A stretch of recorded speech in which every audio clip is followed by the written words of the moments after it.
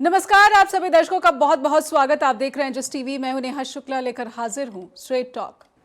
बांग्लादेश एक बार फिर से जल रहा है। बांग्लादेश में एक बार फिर से हिंसा भड़क उठी और हिंसा इस बार भारत के खिलाफ गुस्से के रूप में भी सामने आ रही है। और ऐसा लग रहा है कि मोहम्मद यूनुस, जो कि बांग्लादेश के अंतरिम सरकार के मुखिया हैं, वो इस हिंसा पर काबू पाने में असमर्थ हैं।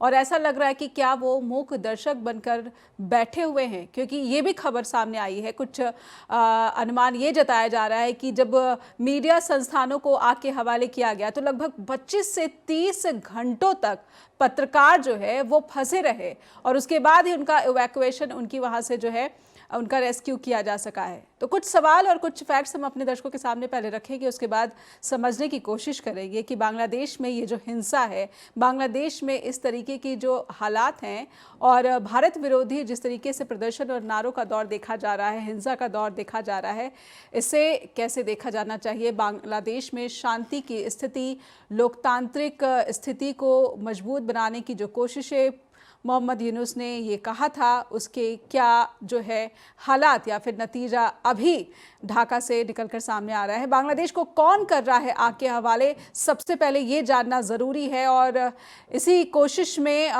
कहा जा सकता है कि कहीं ना कहीं जो लोग लोकतांत्रिक व्यवस्था के दुश्मन हैं, वो ऐसे कुछ असामाजिक तत्व, कुछ कट्टरपंथी तत्व, और खास करके अगर हम बांग्लादेश की सरकार की माने तो कहना है कि जो लोग हाशिए पर हैं इस वक्त, वो हिंसा को तूल दे रहे हैं, बढ़ावा दे रहे हैं। लेकिन मीडिया माइनॉरिटी, भारत विरोधी हिंसा और प्रदर्शनों का दौर देखा जा रहा है, व्यापक प्रदर्शन का दौर देखा जा रहा है। और ऐसा लग रहा है कि मूक दर्शक बने हुए अंतरिम सरकार के मुखिया मोहम्मद यूनुस।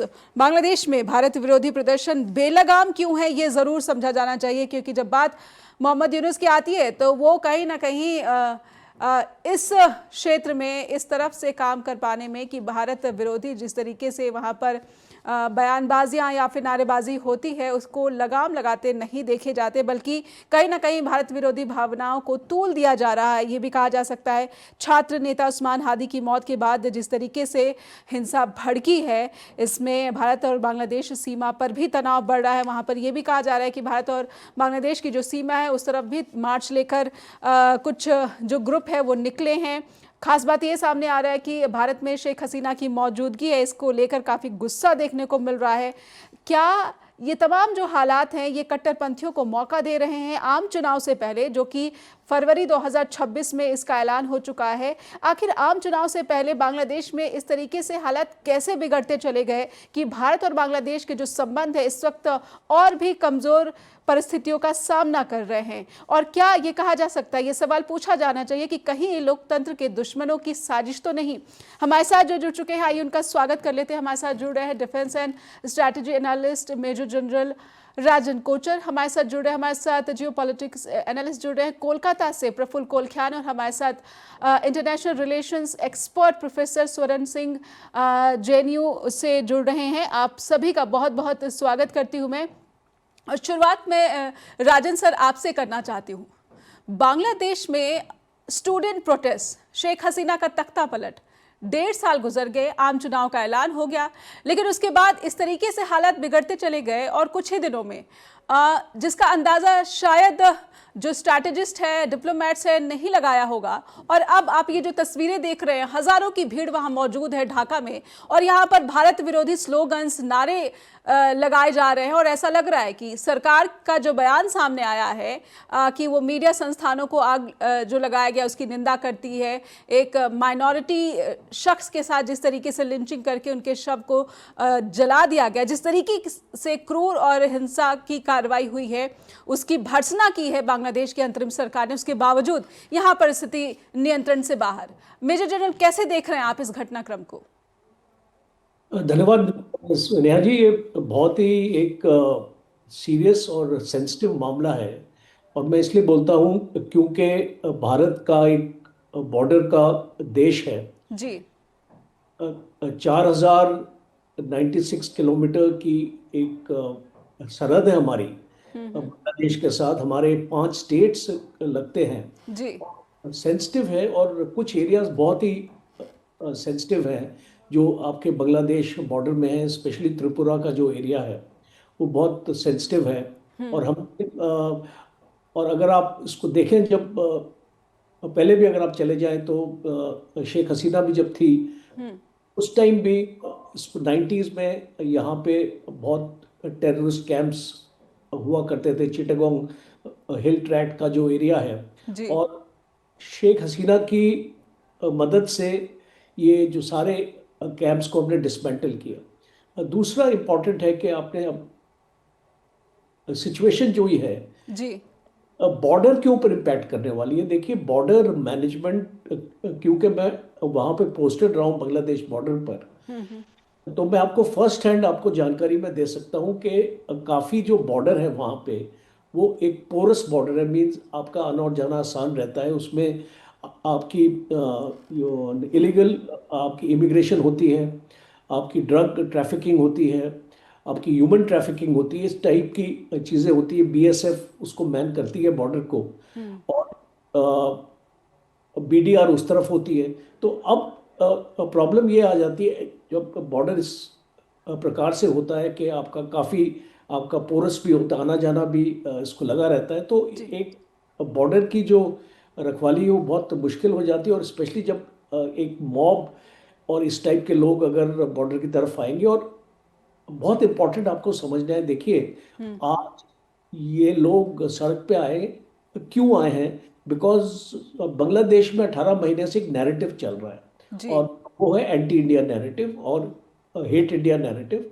और मैं कुछ अपने फ्रेंड से भी जब ये बांग्लादेश आर्मी में है मैं उनसे बात करता हूँ, तो उनकी भी जो सेंटिमेंट्स ये हैं कि जो फैल चुका है, जो भारत के अगेंस्ट जो आपका नैरेटिव है। और मेजर वजह इसकी, और जैसे आपने अपने ओपनिंग रिमार्क्स में अपना कहा है, मेजर एक्चुअली वजह है शेख हसीना के ऊपर हमने जो स्टैंड लिया है। जी अब फॉरेन पॉलिसी में देखिए आपको इंडिविजुअल्स के ऊपर स्टैंड नहीं लिया जाता, इंस्टीट्यूशंस के ऊपर स्टैंड लिया जाता है, एक देश के ऊपर स्टैंड लिया जाता है। पीपल टू पीपल जो हमारा कांटेक्ट है बांग्लादेश से वो बहुत अच्छा रहा है, और एक अच्छा ट्रैक रिकॉर्ड रहा है। और जो वहाँ पे एम्बेसडर्स भी पोस्टेड रहे, उनसे भी जब मैं बात करता हूँ बताते हैं कि एक एक एक एक पॉजिटिव सेंटिमेंट हमको भारत की तरफ से मिलता था। ये बदलाव ऑल ऑफ सडन कैसे आया? ये आप इसको देखिए कि जो आपकी इस्लामिक इसको इन्फ्लुएंस बांग्लादेश में पिछले 10 साल से एक मेजर वे में शुरू हो चुकी थी। ये शेख हसीना के टाइम भी थी। जी जी जो इस्लामिक ग्रुप्स हैं ये अपना वहाँ पे अपने आप को ताकत इसको कर रहे थे, और पॉकेट्स में ये लोग काम कर रहे थे। डिफरेंट डिफरेंट क्षेत्र में इनको इसको आईएसआई का सपोर्ट था, और बाहर से इनको पैसा आता था। और शेख हसीना को पता था इन चीज़ों के बारे में, और वो कोशिश करती थी कि अपने तरीके से लोगों को एक डोमिनेशन करके रखे। बट वो चीज़ अब बांग्लादेश में पनप रही थी। शेख हसीना के जाने के बाद एक मौका मिल गया इसको ऐसे अब अपने लोगों को उभर के आने के लिए। और जो गवर्नमेंट ऑफ द डे थी मोहम्मद यूनुस, हम जानते हैं कि इसको मोहम्मद यूनुस को किसने लगाया और क्यों लगाया। और बार बार Sheikh Hasina Saint Martin island का जिक्र करती है, वाइट मैन का जिक्र करती है। तो उस एक्चुअली वजह थी जब वो मोहम्मद यूनुस को यहाँ पे लगाया गया। और फिर उसके बाद हम देखें कि एक इस्लामिक रेडिकलाइजेशन और रिसर्जेंस हमने बांग्लादेश में देखा, और उसको पूरी छूट दी गई, जी और उसके ऊपर कोई अंकुश नहीं लगाएगा। इसलिए आपने देखा कि आपके टेम्पल्स भी टारगेट हुए थे, आपके हिंदू भी टारगेट हुए थे, और हमारे फॉरेन सेक्रेटरी को उधर जाना पड़ा, और जो मोहम्मद यूनुस से इसको मिलने के लिए, उनको बताने के लिए कि भाई ये जो हिंदू माइनॉरिटी आपके देश में रहती है, आपको इसको इसको सुरक्षित सुरक्षा देनी है जी ये सारी चीजें हैं। ये बहुत पेचीदा मामला, इतना आसान नहीं है। बिल्कुल, भारत लेकिन लेकिन जब अगस्त 2024 में हालात बिगड़े थे, तो हसीना सरकार के खिलाफ जिस तरीके से गुस्से का इजहार हुआ था, तब मीडिया संस्थानों को, मुझे नहीं लगता, अगर मैं गलत हूं, कि मीडिया संस्थानों को क्या निशाना बनाया गया था? लिंचिंग, माइनॉरिटी के खिलाफ हमले हो रहे थे, अवामी लीग के खिलाफ हमले हो रहे थे, जो मुजीबुर रहमान हैं उनके जो है आवास हैं या फिर कार्यालय है उनके खिलाफ हमले हो रहे थे, लेकिन मीडिया के खिलाफ ये जो हमला है ये बांग्लादेश में कुछ बदला हुआ हालात की तरफ, इसके तरफ इशारा करता है। इससे पहले कि मैं प्रोफेसर सोरेन सिंह और प्रोफेसर कोलख्यान से अगला सवाल लूँ, एक ब्रेक के लिए रुकते हैं और ब्रेक के बाद अपने दर्शकों से लगातार अनुरोध कि जुड़े रहिए जस्ट टीवी के साथ, लौटेंगे और सोचने की समझने की ये जो कोशिश है इसको आगे बढ़ाएंगे कि आखिर भारत और बांग्लादेश के अगर ये संबंध बिगड़ते चले गए तो ये पूरे के पूरे जो साउथ एशिया और इस रीजन की पीस के लिए बहुत ही खतरनाक संकेत। एक ब्रेक के बाद लौटते हैं। फिर से स्वागत है आप सभी दर्शकों का और चलेंगे प्रोफेसर सोरेन सिंह के पास। प्रोफेसर सोरेन सिंह, कैसे आप देखते हैं, क्या मोहम्मद यूनुस वाकई एक ऐसे शासक हैं जिनके कंट्रोल में कुछ भी नहीं है, उनके नियंत्रण में कुछ नहीं है? हालांकि कभी उनको कठपुतली की संज्ञा दी जाती है कि वो कुछ विदेशी ताकतों के इशारे पर बांग्लादेश में जो भी घटनाएं हैं उसको अंजाम देने दे रहे हैं या फिर खुद इसमें प्रत्यक्ष परोक्ष रूप से भूमिका निभा रहे हैं। आखिर क्यों बांग्लादेश में हालात कंट्रोल से बाहर दिखते हैं? जी धन्यवाद। हाँ, ठीक है, काफ़ी समय से ये लगातार अटकलें लगती रही हैं कि शायद सेना का पीछे हाथ है, जो असल कंट्रोल है वो सेना के हाथ में है। और डॉक्टर यूनुस जो चीफ एडवाइज़र हैं वो एक तरह से मुखौटा हैं जी और अपनी कमज़ोर हालत में कुछ ताकत लाने के लिए ही आपने देखा होगा कि उन्होंने पाकिस्तान के साथ दोस्ती का हाथ बढ़ाया है। अचानक रिश्तों में बड़ा बदलाव आया है। ठीक उसी तरह से चीन से दोस्ती की कोशिश की उन्होंने, वो मार्च में वहाँ गए थे, 2.1 अरब डॉलर के उनको वहाँ से निवेश, अनुदान और ऋण वगैरह मिलने की बातचीत तब हुई थी। और बात आज ये है कि जैसे आपने कहा कि क्या ये पत्रकार या जो मीडिया एजेंसीज हैं ये इस तरह की आगजनी की या आक्रोश का शिकार होते हैं? बिल्कुल होते हैं। अभी थोड़ा सा आप यदि बांग्लादेश के इतिहास में देखें जी तो 2006-07 में, फिर 2013-14 में इस तरह के हादसे हुए थे कि पत्रकारों को नुकसान झेलना पड़ा था अपनी पत्रकारिता के लिए।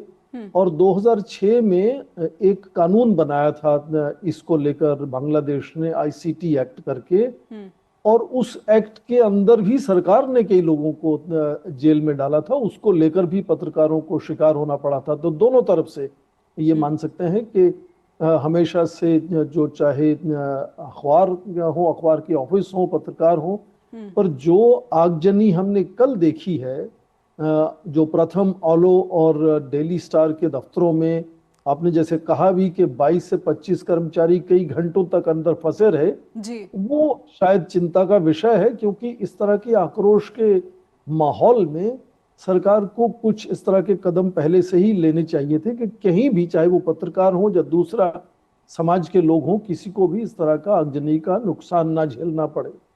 अब उस पर जाहिर है कि आज ही 6 बजे जो शरीफ उस्मान हाडी हैं उनका पार्थिव शरीर वापस आने वाला है, तो उसको लेकर फिर और भी हालत जो है वो बिगड़ सकते हैं। पहले ही आप देखें कि वहाँ के जो मुख्य सलाहकार हैं डॉक्टर यूनुस, उन्होंने राष्ट्र को संबोधित करते हुए कहा कि हम बहुत ही जल्दी जो गनमैन है उसको पकड़ेंगे, और उसके लिए उन्होंने 5 मिलियन टाका, मतलब करीब 45,000 यूएस डॉलर का इनाम रखा है। उसको लेकर भी सोशल मीडिया में कई तरह की अफवाहें फैलनी शुरू हो गई हैं कि गनमैन भारत भाग गया है। तो भारत के विरोध में जो लगातार आक्रोश बना हुआ है, जैसे जनरल साहब ने कहा कि पिछले 18 महीनों से वो लगातार नजर आता है, बार बार सामने आता है, उसको लेकर आक्रोश जमीन पर बहुत बढ़ा हुआ है। उसको कैसे रोकेंगे डॉक्टर यूनुस, ये अभी तक कुछ उसकी सफाई सामने नहीं आई है।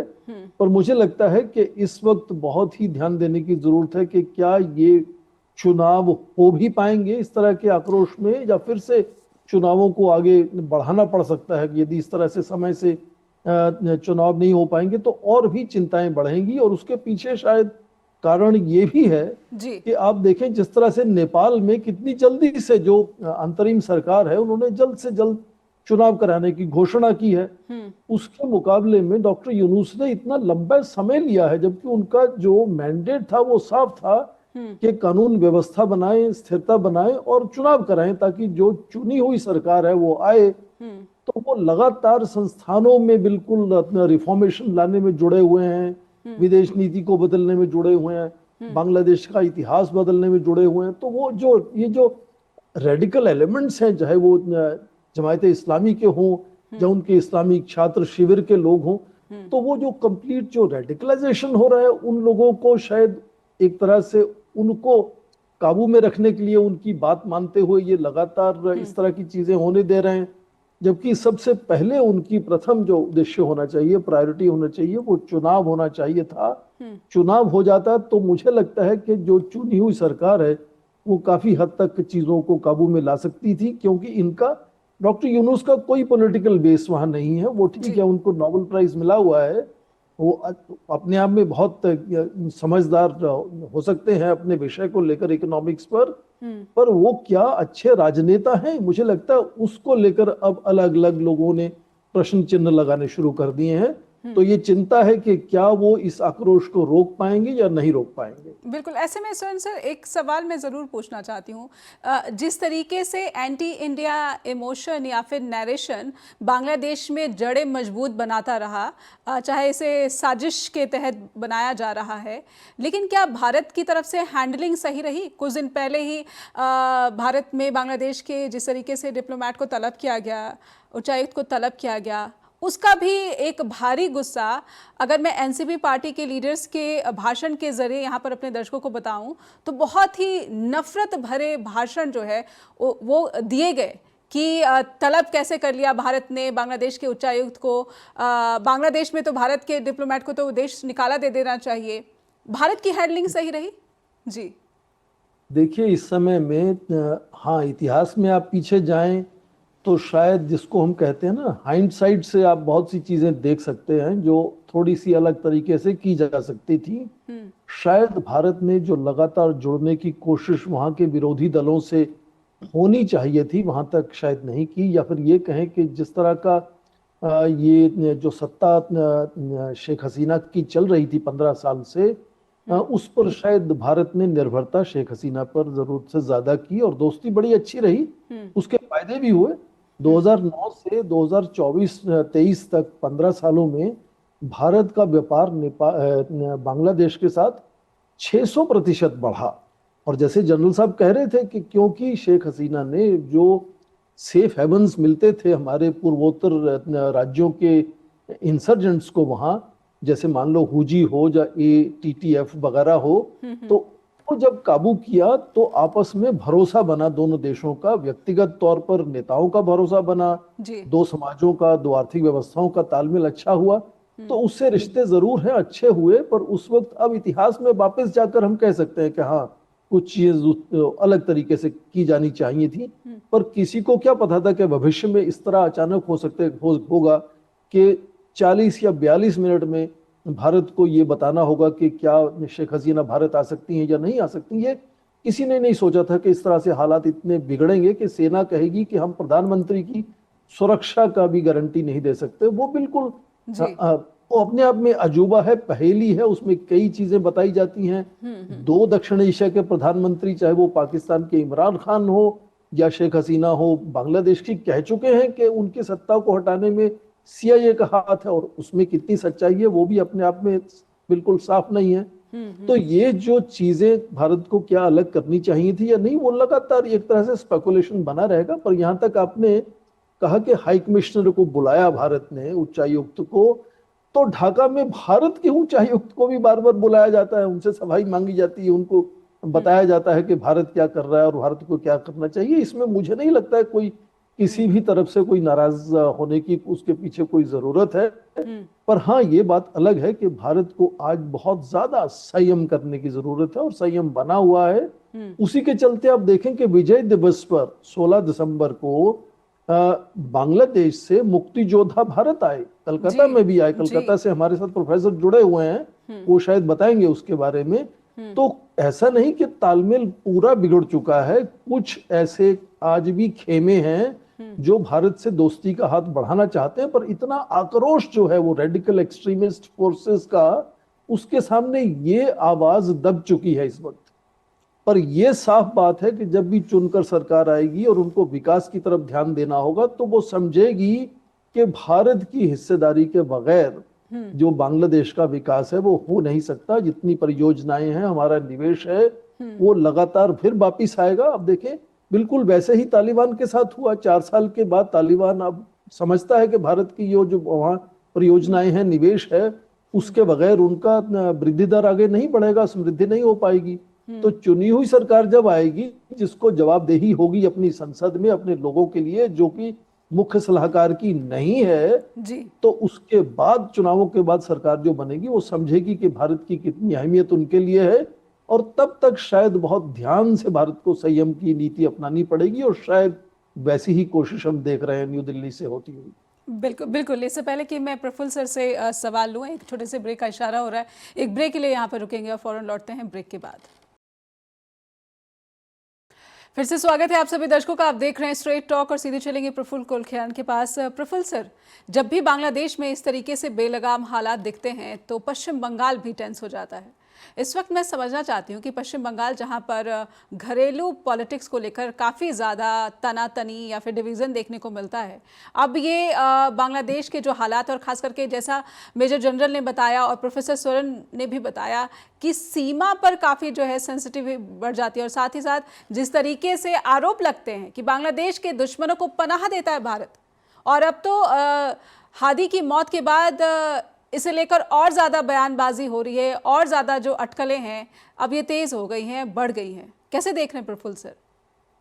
जी नमस्कार सभी साथियों को, और मेजर साहब को भी, और जिनमें से हमारे जो साथी हैं इन सभी लोगों को। देखिए, इसमें 2 मामले एक साथ जुड़े हुए हैं। पहला तो यह है कि हमारी राष्ट्रीय राजनीति, और दूसरी स्थिति है अंतर्राष्ट्रीय राजनीति की। तो और दोनों ही बहुत ही संवेदनशील मामला है। इसमें कोई स्वीपिंग रिमार्क्स तो काम करेगा नहीं, और जो खबरें आ रही है वो काफी भयावह है। एक दिन में तो हालात बिगड़े नहीं है, हालात लगातार बिगड़ते रहे हैं। तो उस पर अगर हम गौर करते हैं, अगर उस पर हम नजर डालते हैं, तो हम ये पाते हैं, देखिए, बांग्लादेश के साथ कोई भी रिश्ता, बांग्लादेश के साथ कोई भी रिश्ता भारत का पश्चिम बंगाल को किनारे करके नहीं हो सकता है। और पश्चिम बंगाल को जब आप इस रिश्ते में शामिल करते हैं, क्योंकि देखिए, ये मैं पहले भी शायद आपके चैनल पर पिछली बार कहा था कि बांग्लादेश और भारत के पश्चिम बंगाल में रिश्ता नमक पानी जैसा है। जैसे जो समुद्री इलाका होते हैं, जो मॉइस्चर होता है उसको नमक में आने से रोका नहीं जा सकता है, उसी प्रकार बांग्लादेश और पश्चिम बंगाल के राजनीति को, उसके प्रभाव को रोका नहीं जा सकता है। दोनों की राष्ट्रीयता एक है, देश भिन्न भिन्न है लेकिन राष्ट्रीयता एक है।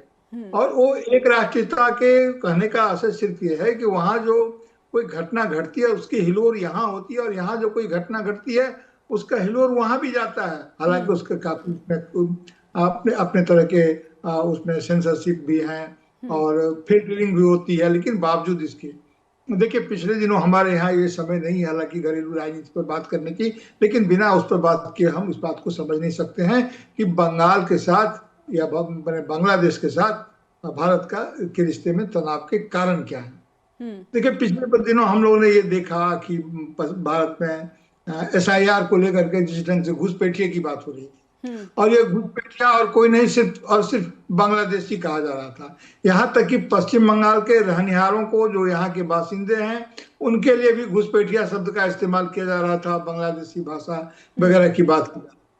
उधर आप देखें कि बांग्लादेश में जो रेडिकलाइजेशन हुआ है वहां पर, और जो ठीक ही कहा सर ने कि यहाँ जिस ढंग से हमने उनको डील किया है, वहाँ के एक किसी खास राजनीतिक पार्टी के साथ अगर हम डील करेंगे, बांग्लादेश की या भारत की सरकारें एक होती है, अटूट होती है, वो अपनी कंटिन्यूटी में चलती है। पार्टियां आती जाती हैं, लोग आते जाते हैं, लेकिन जिस प्रकार से इस सरकार ने व्यक्तिगत संबंधों पर विश्वास किया और व्यक्तिगत संबंध का इस्तेमाल घरेलू राजनीति के लिए करने की बात ठानी, तो उसमें यह बात हुई कि 12 तारीख को जिस प्रकार से हादी को गोली लगी, उस्मान हादी नेता, उनको गोली लगी, और सिंगापुर में इलाज हुआ, वहाँ इलाज भी नहीं हुआ। 18 तारीख वो शायद कल ही उनकी मृत्यु की पुष्टि हो गई। और इसके बाद भी बेकाबू हुआ। आपने ठीक ही कहा कि पत्रकारों पर इस तरह के हमले नहीं होने चाहिए, युद्ध के समय भी नहीं होना चाहिए, लेकिन ऐसे हमले होते रहे हैं। सर ने तो उदाहरण बताया, होते रहे और होना स्वाभाविक है, क्योंकि पत्रकारों के पास भी कोई ना कोई दृष्टि होती है, जो दृष्टि किसी को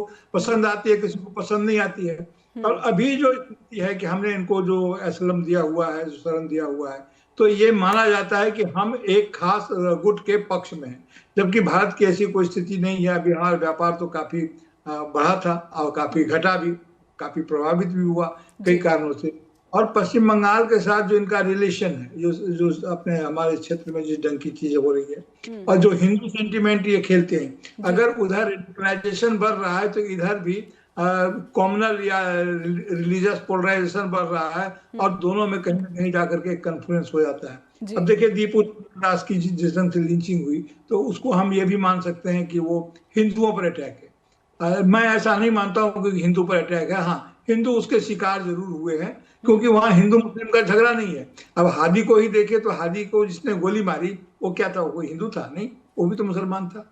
वो भी तो दाऊद नाम कुछ आ रहा है, हालांकि अभी रिवील होना बाकी है, इस पर घोषणा वगैरह हुई है।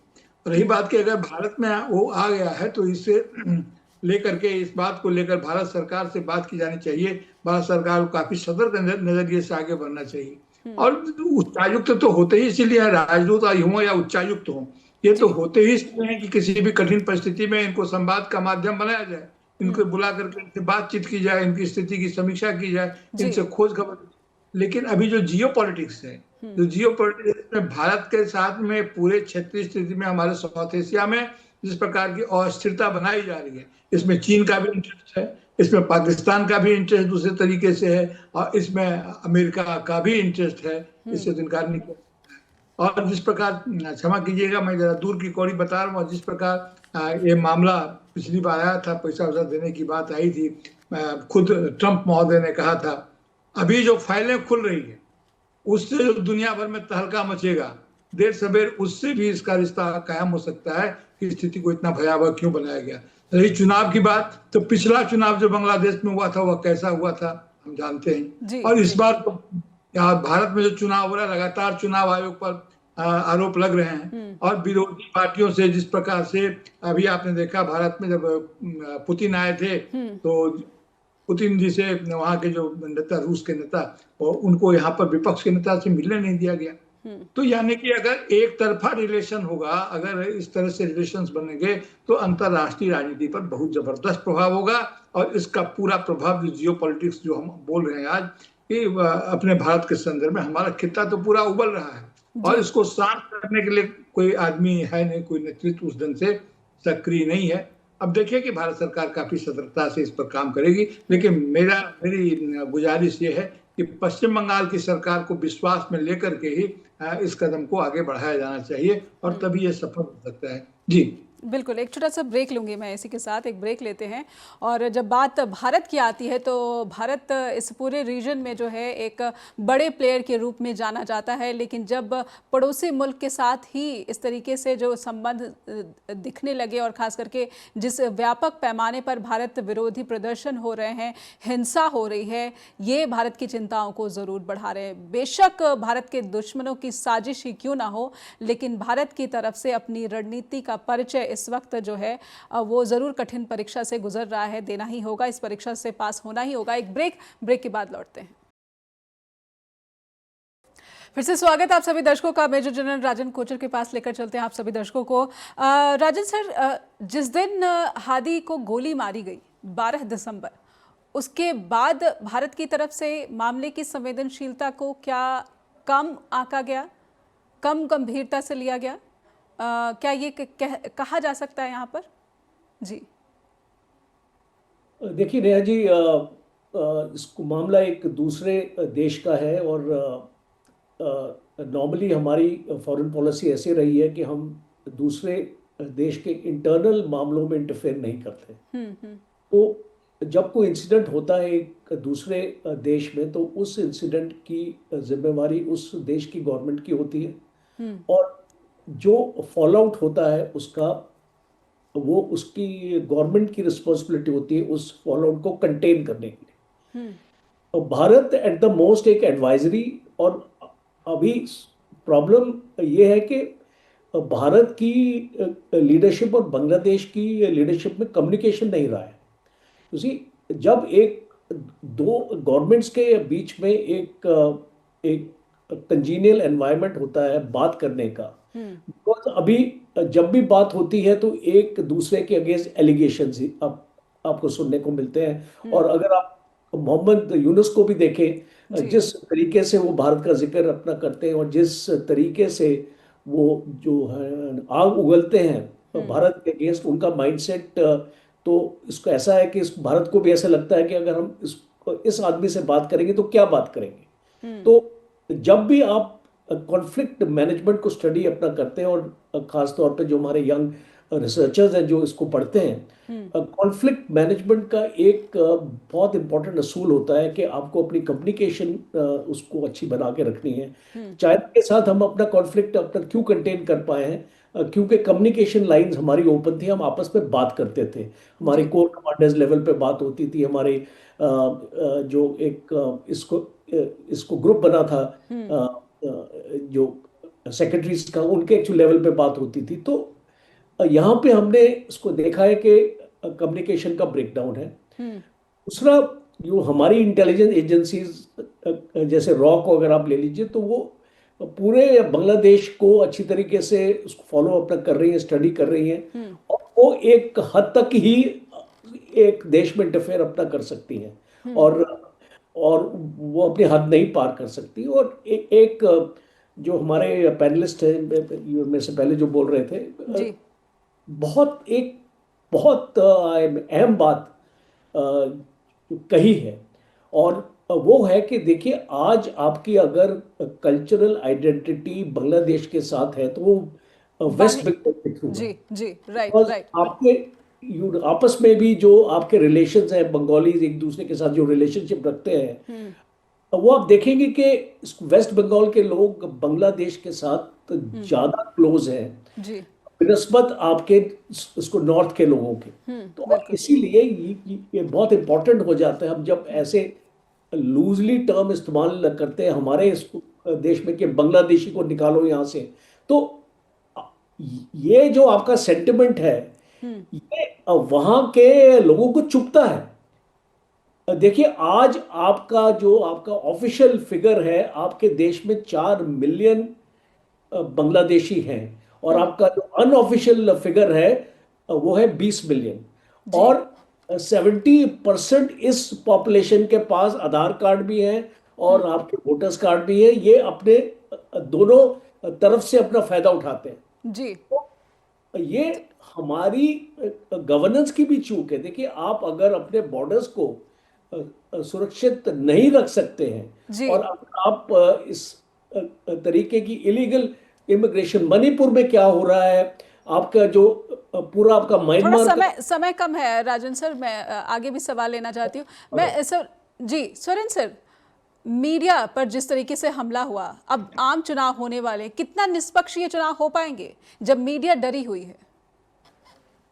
निष्पक्ष चुनाव के लिए मीडिया जो है वो एक बहुत बड़ा स्तंभ होता है ट्रांसपेरेंसी और रिपोर्टिंग देने के लिए जी। पर उससे भी बड़ा स्तंभ होता है वहां के राजनीतिक दल जी। और आज जो सबसे बड़ा राजनीतिक दल है वहां का अवामी लीग, जिसका आज भी माना जाता है करीब 30% सपोर्ट बेस है आज भी बांग्लादेश में, ऐसे अटले जैसे अंदाजा लगाया जाता है, उसको और उसके साथी दलों को चुनाव में शामिल ही नहीं किया जाएगा जी जी। ये चुनावों की जो विश्वसनीयता है वो कहां तक बनी रहेगी या नहीं बनी रहेगी, इस पर हमेशा सवाल बने रहेंगे। पर ये पहली बार नहीं होगा। देखिए, पहले भी हो चुका है ऐसे कि बांग्लादेश नेशनल पार्टी ने ज्वाइन नहीं किया था पिछली बार इलेक्शंस में, और अवामी लीग चुनकर सामने आई थी। तो बांग्लादेश में चुनावों की विश्वसनीयता पर प्रश्न हमेशा से बने रहे हैं। पर बड़ी चिंता यह है कि चुनावों के आक्रोश में क्या हिंसा और भड़केगी और नुकसान और होगा। पहले से ही बांग्लादेश की आर्थिक व्यवस्था बहुत मंदी चल रही है। जो वृद्धि दर है वो शेख हसीना के समय में 6% से ऊपर था, आज करीब करीब 3% है। इन्फ्लेशन जो 5% थी आज 10% से ऊपर निकल चुकी है। तो ये जो लंबी देर तक चिंताएं बनी रहेंगी चुनावों के बाद, उस पर निर्भर होगा कि क्या चुनाव शांतिपूर्वक होते हैं, चाहे एक तरफा भी हो, या बहुत हिंसा भड़कने से और भी नुकसान होता है, जी निवेश नहीं आएगा, व्यापार खराब हो जाएगा और उसको सुधारने में दशकों लगेंगे। और जो इतिहास का जो हाल किया है उन्होंने, अपने इतिहास को जो उथल पुथल कर दिया है, उसको सुधारने में भी आप देखें कई दशक लगने वाले हैं। तो वो ज्यादा बड़ी चिंता का विषय है। बिल्कुल बिल्कुल। प्रफुल्ल सर, ऐसे में आप कैसे देख रहे हैं बांग्लादेश में अगर यही हालात है, नौकरी का सवाल अगर शेख हसीना के तख्ता पलट के केंद्र में जाए तो सवाल नौकरी का था, युवाओं में गुस्सा जो है रिजर्वेशन को लेकर था, और इस वक्त ये नौकरी का सवाल और भी गहरा चुका है, वहाँ पर लोकतांत्रिक व्यवस्था का सवाल और भी बड़ा हो चुका है। ऐसे में बांग्लादेश और फिर इस पूरे जो जियो पॉलिटिक्स है इस पूरे रीजन की, इसे आप क्या देखते हैं कि ये हालात और बिगड़ते चले जाएंगे? जी, अभी तो नियंत्रण में हालत नहीं है। प्रोफेसर स्वर्ण सिंह ने जो कहा और हमारे मीडिया साहब ने भी जो बातें कही, देखिए इतिहास बहुत जरूरी चीज है। इतिहास को अगर हम याद करें तो चिंगारी कहीं लगती है, शोला कहीं भड़कता है। अगर इमरजेंसी लगने के पीछे और जो राजनीतिक परिस्थितियां बदली, इसमें गुजरात में जो छात्रों की जो का शुल्क बढ़ा था, जो फी बढ़ा था, छोटा सा कारण था, उस कारण को ठीक ढंग से डील नहीं किया गया। होते होते इतना जबरदस्त हो गया कि कांग्रेस की और इंदिरा गांधी जैसी नेता की सत्ता चली गई। रही बात चुनाव की, देखिए चुनाव कहीं भी ट्रांसपेरेंसी नहीं हो रहे हैं। एक की उपस्थिति का बहुत जबरदस्त असर होता है। इस खित्ते में भारत बहुत बड़ा और अकेला लोकतांत्रिक देश रहा है जहां पर चुनाव विश्वसनीयता के साथ संपन्न होते रहे हैं मोटे तौर पर। लेकिन यहाँ भी अब चुनाव को जिस ढंग से देखा जा रहा है, या ऐसी परिस्थितियां आ रही है कि यहाँ पर भी ट्रांसपेरेंसी पर कमी आई है। तो पूरे देखिए पाकिस्तान में चुनाव का कोई मतलब होता नहीं है। एक बार हुआ तो आसानी से जो हुआ सो हमने देख ही लिया। चाइना में सवाल ही नहीं उठता है। बांग्लादेश में होता था तो पिछले चुनाव में उसकी जो स्थिति बनी वो देख लिए हैं, और भारत में लगातार स्थिति बन रही है। तो अगर चुनाव नहीं है सही तरीके से, देखिए चुनाव लोकतंत्र का प्रमाण नहीं है, लेकिन लोकतंत्र का रास्ता जरूर है। तो अगर चुनाव प्रदूषित होते हैं तो उसका नतीजा ये सब बातें होती है। हम अगर इतिहास में जाए तो सर जिसकी चर्चा कर रहे थे, तो पश्चिम बंगाल ऐसे में सवाल पूछना चाहूंगी प्रफुल्ल सर, शेख हसीना को लेकर भारत को फैसला कर लेना चाहिए? बिल्कुल करना चाहिए ना, क्योंकि देखिए निर्मम तो होना ही हुआ। देखिए बंगाल एक बार नहीं टूटा, भारत के साथ रहते हुए 1905 में टूटा, फिर 1947 के समय में टूटा, फिर अभी टूटा है जब 71 में। तो बांग्लादेश के साथ जिस प्रकार की स्थिति रही है, लेकिन तमाम टूटन से गुजरते हुए स्वर्ण सर भी के मैं सवाल पूछना चाह रही थी जी। प्रफुल्ल सर संक्षेप में 30 सेकंड। मैं सिर्फ ये कह रहा था कि ये बांग्लादेश से इतने टूटन हुआ, लेकिन बांग्लादेश और पश्चिम बंगाल का रिश्ता, इसका खून पानी नमक का रिश्ता नहीं टूटा और ये कायम है। बिल्कुल। प्रोफेसर सोरेन को जोड़ना चाहते हैं सर, शेख हसीना पर फैसला लेना होगा भारत को, कैसा फैसला होना चाहिए? सबसे महत्वपूर्ण बात जो समझनी चाहिए हम सबको वो ये कि एक्स्ट्राडिशन जब संधि होती है, ट्रीटी बनती है, तो उसका ये मतलब नहीं होता कि कोई भी देश एक तरफा निर्णय ले पाएगा, चाहे वो बांग्लादेश हो या भारत हो। उनको आपस में तालमेल बनाकर ये निर्णय लेना होगा कि कैसे इसका समाधान निकाला जाए। और दुनिया की हर एक्स्ट्राडिशन ट्रीटी में ये सैद्धांतिक तौर पर एक तरह से प्रबंधन होता है कि कुछ हालात में ये इस तरह का निर्णय ये सोचकर होना चाहिए कि क्या जो जिसके बारे में बात हो रही है उनके जीवन को क्या कोई खतरा है। आप देखें कि यदि कैपिटल पनिशमेंट की बात है या फिर ह्यूमैनिटेरियन आप एक तरह से उस पर एंगल से देखेंगे, तो ये सब एक्सेप्शंस उन ट्रीटीज में होती हैं। और आखिरी बात ये कि ये शेख हसीना का जो उदाहरण है, इस पर भारत क्या करता है, इससे सारे भारत के जितने भी दोस्त देश हैं उसको ध्यान से देखेंगे कि भारत जिस पर भरोसा करता है या भारत पर जो भरोसा करता है, भारत उसकी रक्षा के लिए क्या क्या करता है। तो इसका निर्णय दोनों के तालमेल से होगा और ये सोचकर होगा कि इसको इतिहास में कैसे पढ़ा जाएगा। बिल्कुल, और भारत के लिए इसीलिए जो है भारत की डिप्लोमेसी की या फिर रणनीति की भी जो है ये कह सकते हैं कि एक पूरी दुनिया इस पर टकटकी लगाकर देख रही है कि भारत का फैसला क्या होगा। बहुत बहुत धन्यवाद प्रोफेसर सोरेन, आपका भी, प्रफुल्ल सर आपका भी, मेजर जनरल राजन कोचर आपका भी बहुत बहुत आभार। अपने दर्शकों से अनुरोध करना चाहती हूँ कि भारत और बांग्लादेश के ये जो संबंध है लगातार तनावपूर्ण होते जा रहे हैं, और सबसे बड़ी बात कि साउथ एशिया में अगर बांग्लादेश में इस स्तर पर हिंसा देखने को मिली है तो कहीं ना कहीं ऐसा कहा जा रहा है कि विदेशी ताकतें शायद जियोपॉलिटिक्स के तहत इस रीजन में अशांति चाहती हैं, और ऐसे में इन देशों के नागरिकों को अपने संयम, अपने विवेक का परिचय देना होगा। आप दर्शक अपने फीडबैक हम तक अवश्य भेजते रहे, पहुंचाते रहें। info@justbroadcasting.com या फिर neha@justbroadcasting.com पर भी फीडबैक शेयर करना ना भूलें। नमस्कार।